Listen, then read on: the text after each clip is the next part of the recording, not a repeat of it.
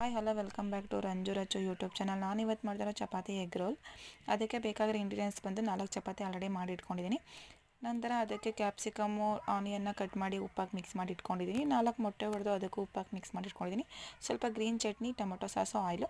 ನಂತರ ಗ್ಯಾಸ್ ಮೇಲೆ ಒಂದು ಕಡಾಯಿ ಇಟ್ಟು ಅದಕ್ಕೆ ಆಯಿಲ್ ಹಾಕಿ ಮೊಟ್ಟೆ ಹಾಕಿ ಆಮ್ಲೆಟ್ ಥರ ಮಾಡಿಕೊಂಡು ಚಪಾತಿ ಅದನ್ನು ಮೇಲೆ ಹಾಕಿ ಬೇಯಿಸ್ಕೊಂಡು ನಂತರ ಅದನ್ನು ಉಲ್ಟಾ ಮಾಡಿ ಬಿಸಿ ಮಾಡಿಕೊಂಡು ಒಂದು ಪ್ಲೇಟಿಗೆ ಸರ್ವ್ ಮಾಡ್ಕೊತೀನಿ. ಸ್ವಲ್ಪ ಟೊಮೊಟೊ ಸಾಸ್ ಹಾಕಿ ಗ್ರೀನ್ ಚಟ್ನಿ ನಮಗೆ ಎಷ್ಟು ಸ್ಪೈಸಿ ಬೇಕೋ ಅಷ್ಟು ಸ್ಪೈಸಿನ ನಾವು ಫುಲ್ಲು ಮೇಲೆಲ್ಲ ಆ್ಯಡ್ ಮಾಡಬೇಕು.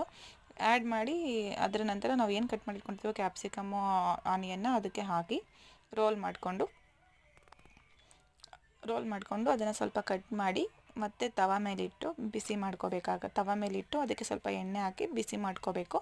ಎಣ್ಣೆ ಹಾಕಿ ಎರಡು ಕಡೆ ಕೂಡ ಬಿಸಿ ಮಾಡಿಕೊಂಡು ರೋಲ್ ಪೇಪರ್ ತೊಗೊಂಡು ರೋಲ್ ಮಾಡಿಕೊಂಡ್ರೆ ಚಪಾತಿ ಎಗ್ ರೋಲ್ ರೆಡಿ ಆಗುತ್ತೆ. Thank you.